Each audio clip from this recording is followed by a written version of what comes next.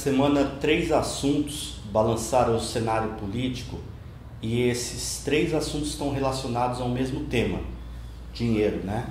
Então a gente teve, acho que na quarta-feira, o anúncio do orçamento, né, 2016, e o Neto que está aqui do meu lado, que fez uma excelente matéria sobre o orçamento e mostrou que o que o governo de fato estava investindo era muito pouco, né? Na verdade, o aumento foi de quantos por cento, né, em relação a 2015? É de quantos por cento? 6%? 6%. Na questão das receitas e nas despesas na ordem de 7%. Né? Isso.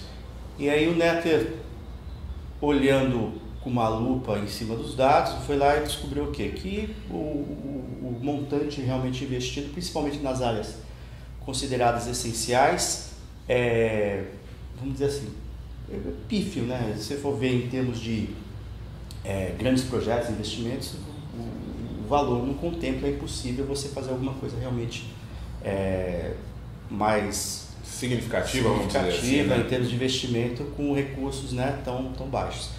E na sequência aí acontece um outro assunto que em primeiro momento não despertou todo o interesse da imprensa capixaba, que foi a pedalada fiscal, vamos chamar assim, do Tribunal de Justiça, que apresentou a liminar via Magis, né, para tirar 100 milhões dos gastos, né, com a folha de pagamento. E realmente a juíza acatou a liminar e os 100 milhões caíram fora, evitando que o Tribunal de Justiça extrapolasse o teto da Lei de Responsabilidade Fiscal.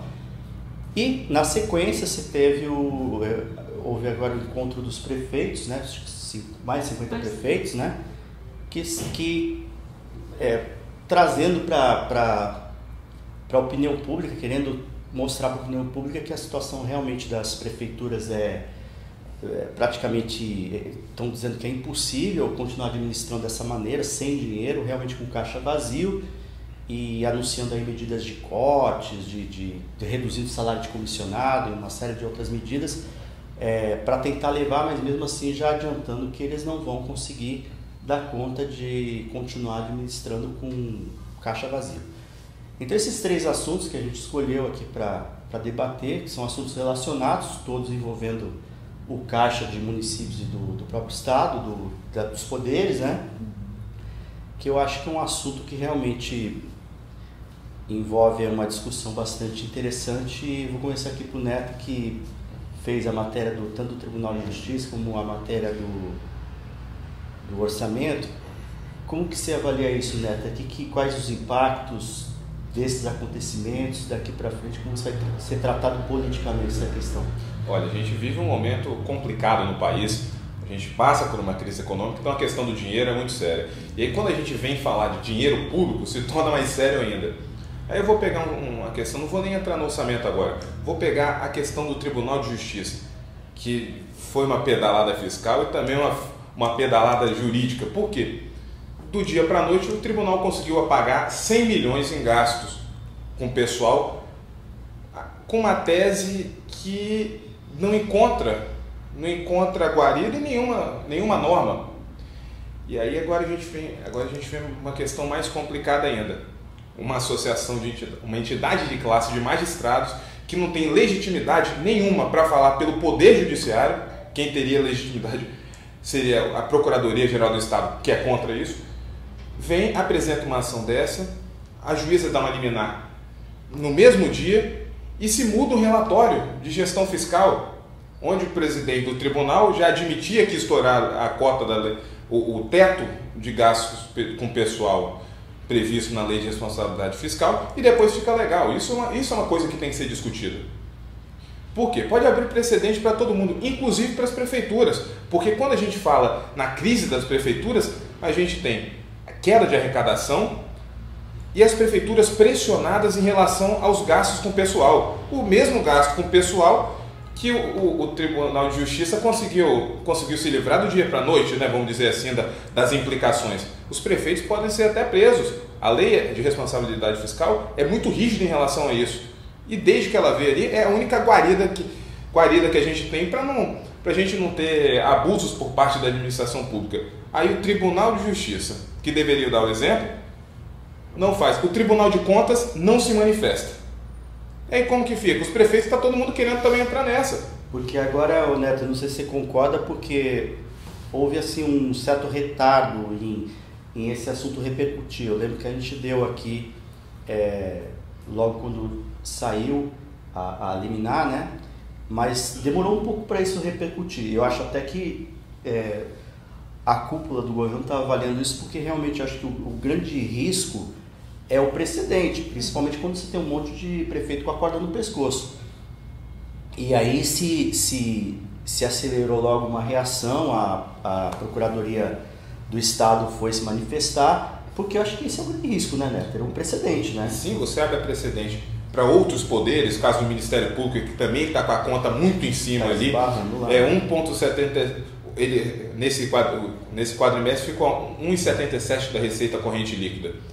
O início, que a lei de responsabilidade fiscal estabelece alguns tetos, né, alguns limites. No primeiro limite é 1,8, ou seja, está muito próximo isso. Então, você tem essa questão dos outros poderes, e quando você chega nas prefeituras, aí é uma coisa alarmante, porque não tem como você fechar essa conta. É a arrecadação caindo e os gastos com o pessoal naturalmente crescendo. E o que isso significaria? Demissão dos municípios, demissão dos tribunais. Aí você tem uma decisão dessa, é um precedente para lá de perigoso, né? Agora, Renato, falando em prefeituras, e como fica a situação dos municípios, principalmente porque a gente está à véspera de ano eleitoral, e aí, como é que os prefeitos vão reagir a isso? Pois é, e só destacando aí, né, que os prefeitos ficam presos na questão da lei da responsabilidade fiscal, e a gente vê sempre se proliferando os processos de improbidade administrativa. Sim. Que tem tirado prefeitos de prefeituras, tem tirado os prefeitos de disputas eleitorais, né, com as rejeições de contas, que são muito comuns também de acontecerem, e agora sujam a ficha do candidato, né, no próximo ano.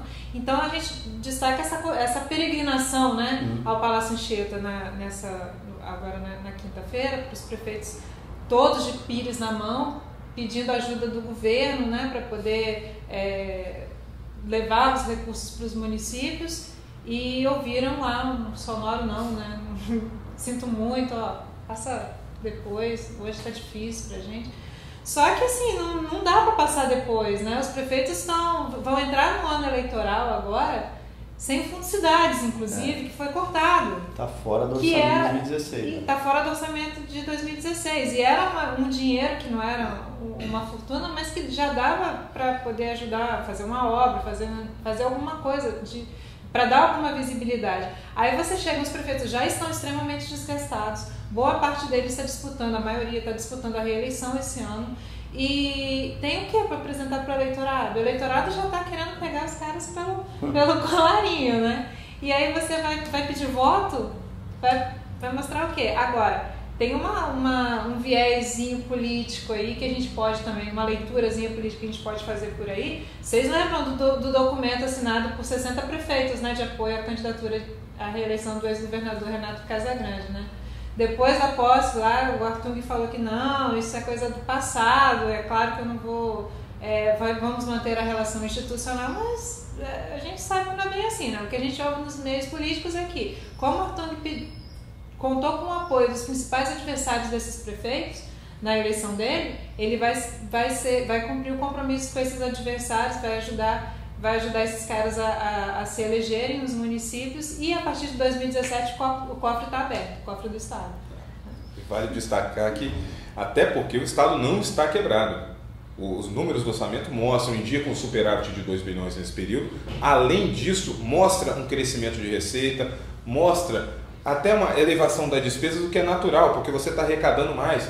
A arrecadação de impostos está aumentando, então tudo isso fica muito claro no orçamento.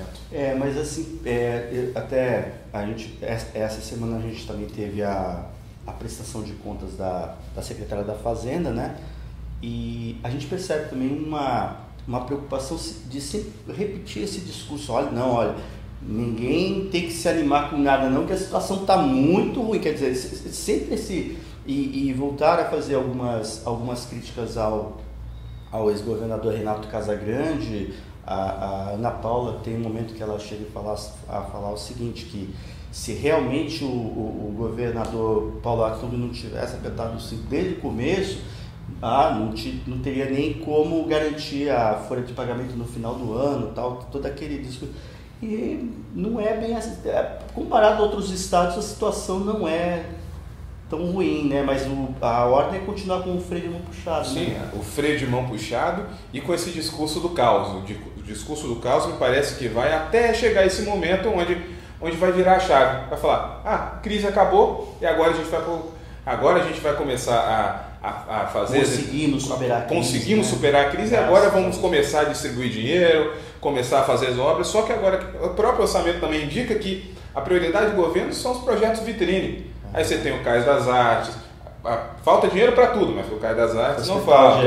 O Hospital Geral de Cariacica, vou entregar um hospital, porque ele iniciou o Jaime, mas não conseguiu entregar, né? Renato teve que concluir.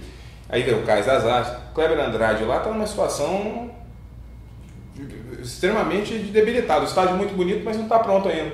As equipes aqui não podem jogar. Isso é o exemplo de uma das obras, desses tipos de obras. E aí você olha, realmente é muito complicado. Né? É isso aí. Até a próxima.